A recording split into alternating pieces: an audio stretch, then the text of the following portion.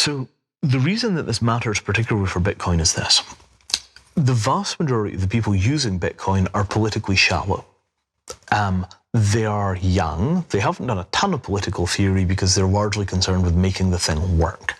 The problem is that Bitcoin has succeeded technically and is midway through the process of failing politically. Right? And it's failing politically because nobody could define what success looked like. The creation of an anarcho-capitalist enclave inside of society, largely driven by things like Silk Road, was a very interesting goal for an enormous number of people. But for that to work, they had to solve the problem of how do you do strong property rights within the system and no property rights to operate the system as a whole. So it had to be anarchist infrastructure producing a libertarian trading environment. And I don't think anybody understood that problem clearly until very recently. Until you solve that problem, you can't decentralize the control of the currency, but still have a single uniform agreement that everybody is playing by.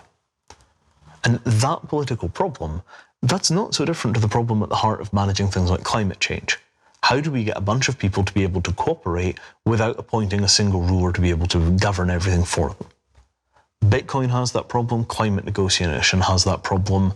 Bitcoin is going through the process of solving that problem by appointing a czar. It's called the foundation.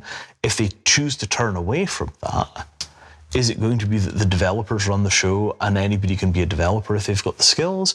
Is it going to be that Bitcoin users vote and one vote is equal to one Bitcoin? Which is, by the way, perfectly cryptographically feasible. You could have a Bitcoin election where the rich vote more than the poor, because you can't verify one person per vote, but you can verify one Bitcoin per vote. Lots of possibilities.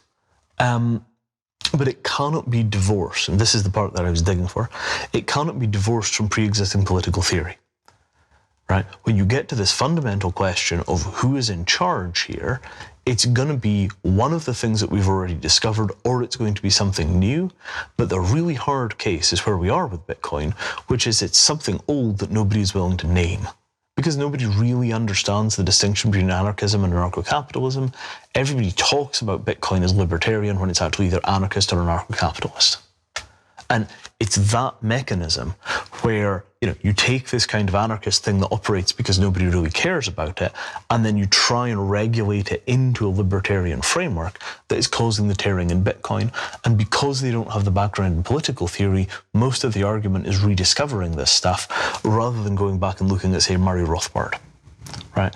It's extremely important to understand that these problems have been analyzed before. There's a long history of people who have got the tools to do the structural analysis.